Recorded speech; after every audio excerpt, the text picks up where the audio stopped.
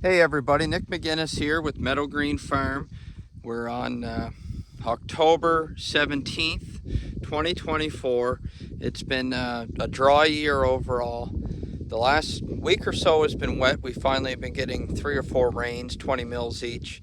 Starting to get a little bit of life back in the grass, but we're pretty much any day now we're going to get a killing frost, so it's going to change things. So we're transitioning into grazing stockpile right now.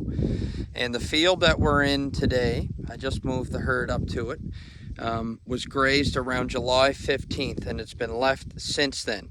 This field, it wasn't where we wanted it to be after the end of the last 2 seasons. It's got a lot of reed canary grass in it, and it may have been overgrazed during a real dry year in 2022.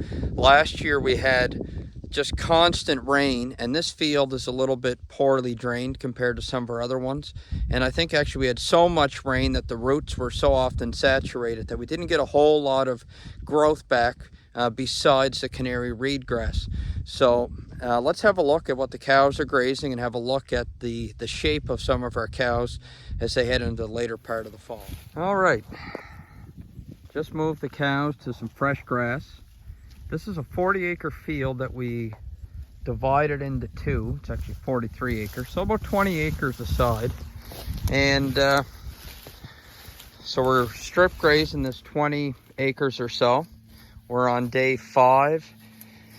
We had more cows here until yesterday that were being custom grazed. So they're gone, and got some really beautiful grass. There's clover in this, and all of our cows are still lactating. Got some really nice calves on the ground this year.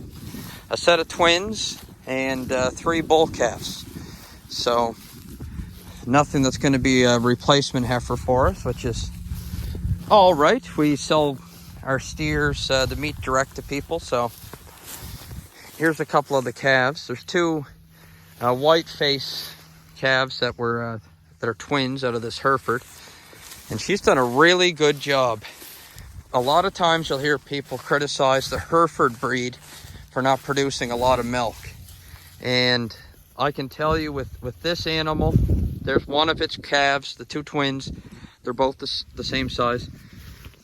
This is nothing but grass all summer since May. And then before that it was hay. That animal is in pristine condition. Probably bred back, I would assume. Then we have a shorthorn steer. He'll be butchered in probably June. And so just remember that Hereford there. We'll have a look at her heifer calf from last year. It's this black-faced Baldy right in front of us. So she was born June of 2023, and she's right next to a shorthorn on the right.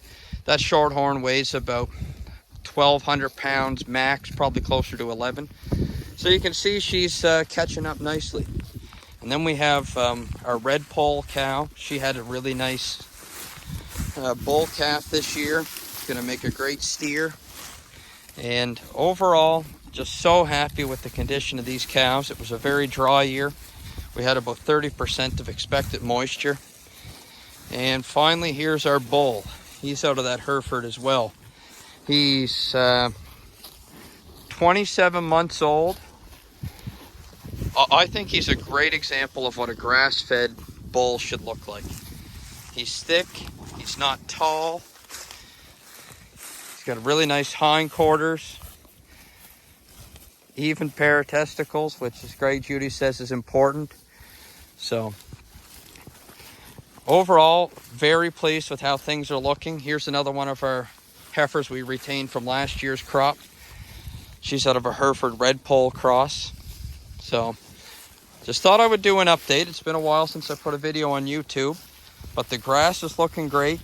The key to this year's success, in spite of a drought, was just long rest periods and not overstocking. We had so much fence damage from a winter snowstorm that it just wasn't feasible in the amount of time we had to get all of the fences fixed.